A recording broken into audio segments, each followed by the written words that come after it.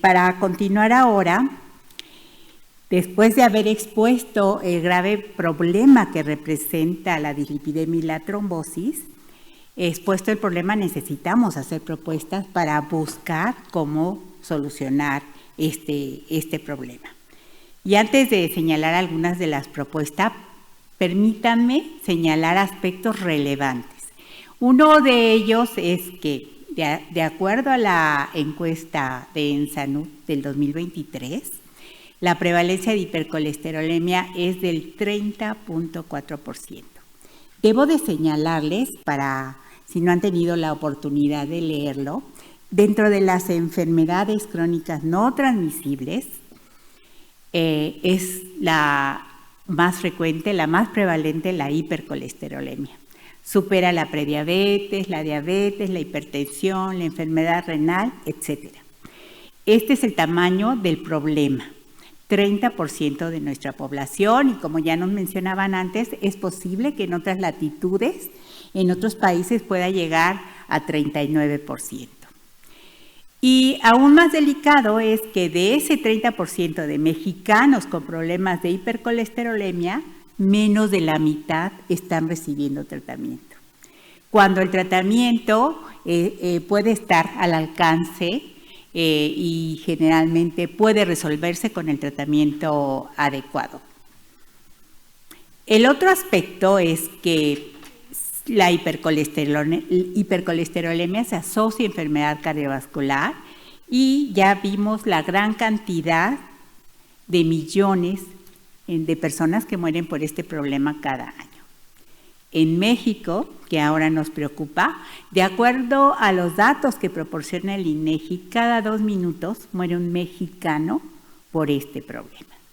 Cada 2 minutos, subrayo. Entonces, siendo el problema tan grande, indudablemente los especialistas, los cardiólogos, internistas, endocrinólogos, etcétera, no lo van a poder resolver. Ese problema debe de salir de todos los médicos desde nuestra perspectiva. Y ese grupo tan importante es de los médicos generales, que es el 67% de los médicos. Por ello, hace 2 años, la academia convocó a académicos expertos en el tema de dislipidemia y de otras áreas afines para identificar cómo se puede hacer, qué se puede hacer para atacar este problema. Uno de los primeros artículos que salió al respecto es las recomendaciones para el diagnóstico y tratamiento en el primer nivel de contacto médico. Y este artículo hace unos meses publicado da 10 pautas sobre cuáles serían las principales preguntas que hacen todos los médicos generales, familiares y de otras especialidades y a los especialistas en esta área, y que por eso en este trabajo se da respuesta. Esa fue una de las primeras trabajos que salió en esta mesa. Por otra parte, quiero mencionarles algo importante. Se han mencionado que hay factores controlables, modificables. Hay algunos otros, como la genética, que será difícil cambiarla, pero dentro de los factores controlables, pues está la hipertensión, el tabaquismo, el índice de masa corporal, entre otros. Desde luego, la dislipidemia. Por eso ahora les presento este trabajo. Este trabajo es muy interesante porque fueron 112 cohortes representando 34 países, y México está representado, donde se tuvo como objetivo identificar cómo podría ayudar a reducir la enfermedad cardiovascular tratando los 5 factores modificables. Y ustedes podrán observar en esta zona, en la figura que está arriba de las conclusiones, cómo se analiza cada uno de estos factores modificables y cuánto podría aportar su control para reducir la enfermedad cardiovascular. La primera de esos sería el control de la hipertensión, pero la segunda, antes de controlar diabetes, antes de controlar el índice de masa corporal, está el control de la dislipidemia. Esa es la importancia de estos temas, y aquí se observa cómo a través del mundo lograr controlar estos 5 factores modificables está contribuyendo a la enfermedad cardiovascular en más del 50%.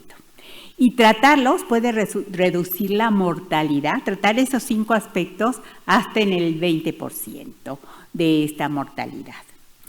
También en ese mismo trabajo se observa, como les comentaba, el segundo factor que debemos de controlar es la dislipidemia.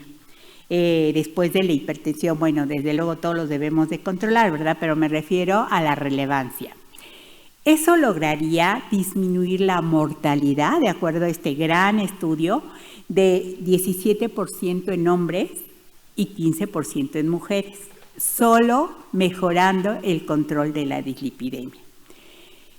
Trasladado al problema nacional, nos ayudaría bastante conocer cómo controlar la dislipidemia, porque ya con ello, controlándola, podría de esta forma reducirse la enfermedad cardiovascular. Así es que, pues habría 2 retos, ¿verdad?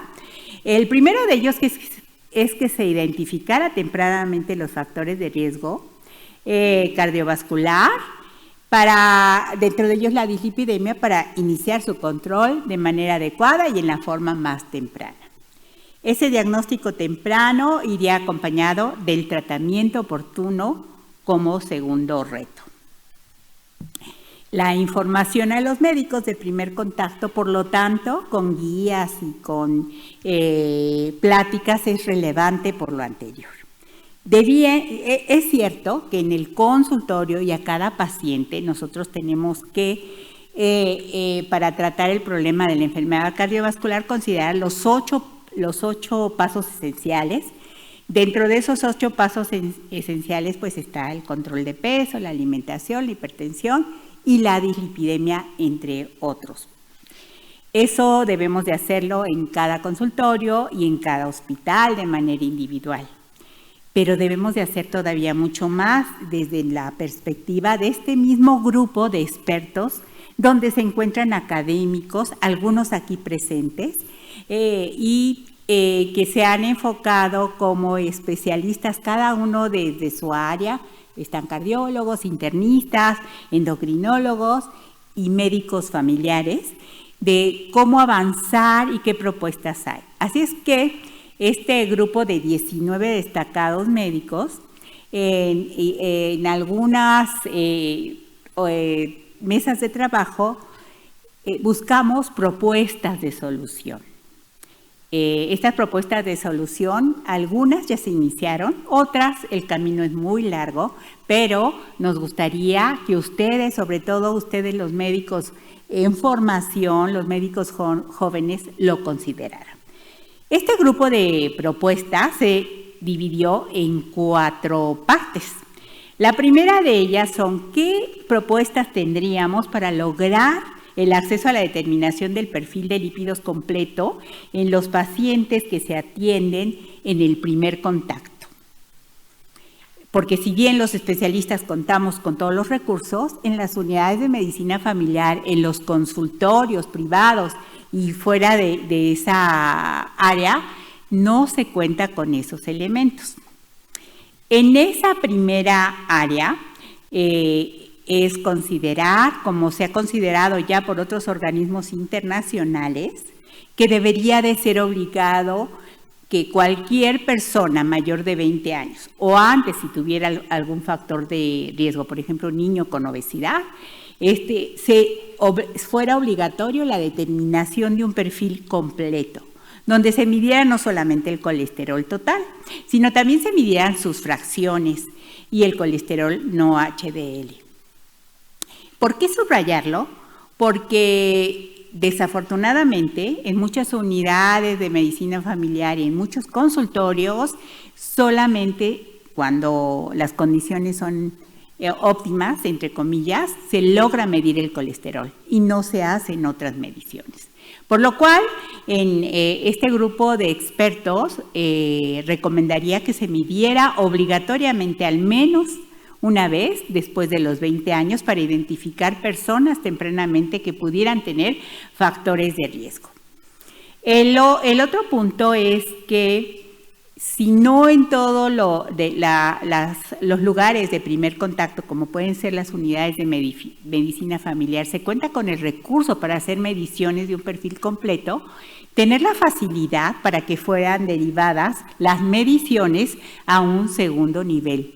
Es decir, por ejemplo, a nivel del Instituto Mexicano del Seguro Social, no todas las unidades cuentan con esta oportunidad para hacer mediciones, pero siempre hay un hospital regional que podría hacer las mediciones para que se identificara en el primer nivel estos resultados.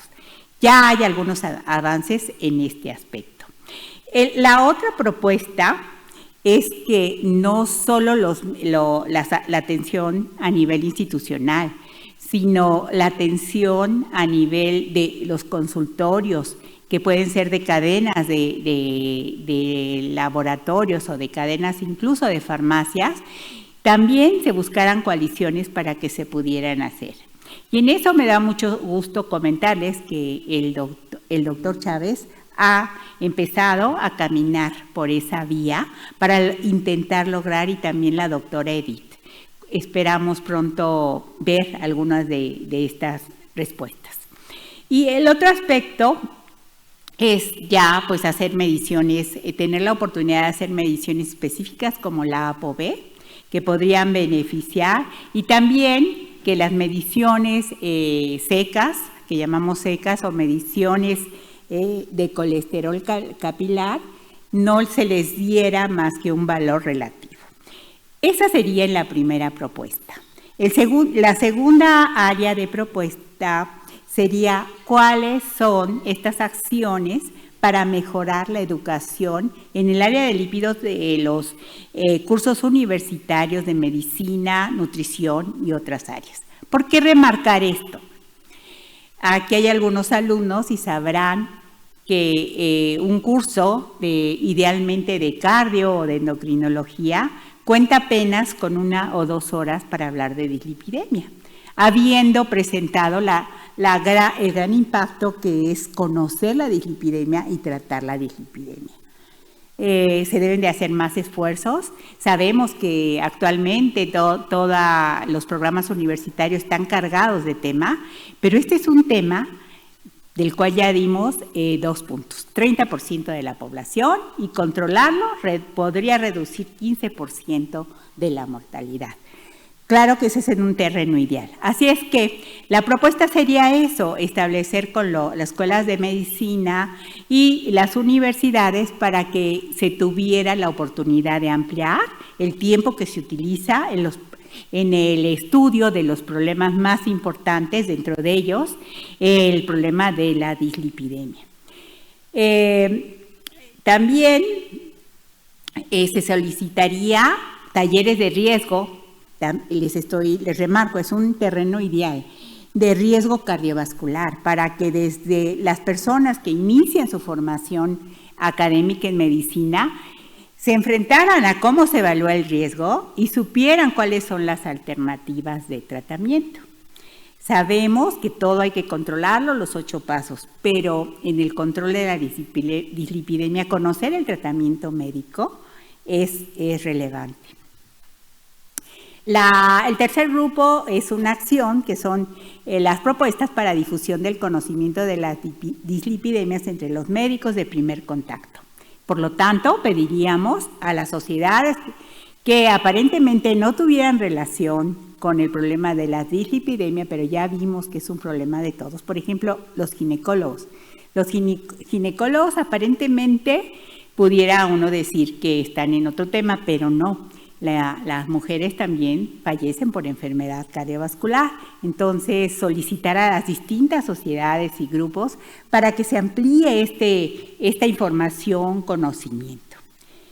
Y el cuarto grupo, pues sería algo que vemos un poco más complejo, porque no está al alcance de un consultorio, no está al alcance de la escuela, sino depende propiamente de las instituciones y del gobierno.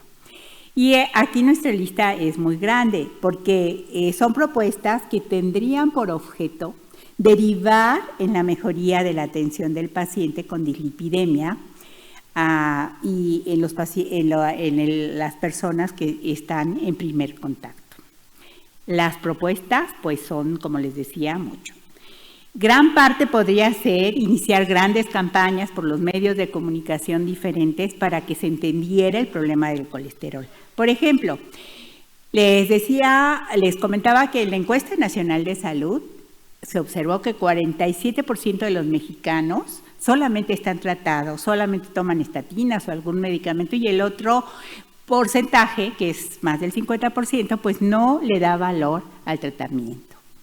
Entonces, en ese tipo sería adecuado. Después, también contar con un presupuesto para que esa medición del perfil de lípidos fuera completo, cuando menos una vez después de los 20 años. Y claro, después todas las veces que se fuera necesario. Después, aprobar y proponer la elaboración y difusión de mensajes a la población en distintas áreas, distintas sociedades, distintos escenarios. Utilizar la inteligencia artificial, que como ya lo mencionaba la doctora Edith, podría ayudarnos para difundir estos mensajes. Como les decía, la lista en esta área es más larga. Esperamos contar pronto con su difusión por escrito o a través de otros medios, porque hay, por ejemplo, dentro de las propuestas, estandarizar los programas de detección de dislipidemias entre los sistemas de atención médica para que en cualquier región se pudiera saber el tratamiento que está tomando el paciente y se diera la oportunidad de un tratamiento específico. Realización de registros nacionales también para que permitieran hacer ese seguimiento de los pacientes. Así es que se deben de fomentar también equipos multidisciplinarios de las diferentes especialidades, áreas, incluyendo nutriología, psicología y enfermería para el tratamiento de este grupo de pacientes. Y proponer la implementación de programas que midan la adherencia terapéutica para tratar de que rescatar ese 50% de la población que debería estar tomando alguna estatina probablemente y que con eso se reduciría su riesgo.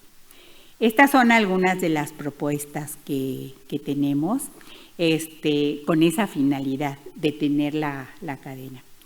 Quiero mencionarles que uno de los cardiólogos propuso que, por ejemplo, en restaurantes y taquerías, en lugar de dar dulces a la salida, dieran una estatina, una tabletita de estatina. Suena a lo mejor simpático, pero son propuestas que son bienvenidas. Gracias por escucharlas, pero sobre todo les agradecemos si en lo que está a su alcance las ponen en práctica. Muchas gracias.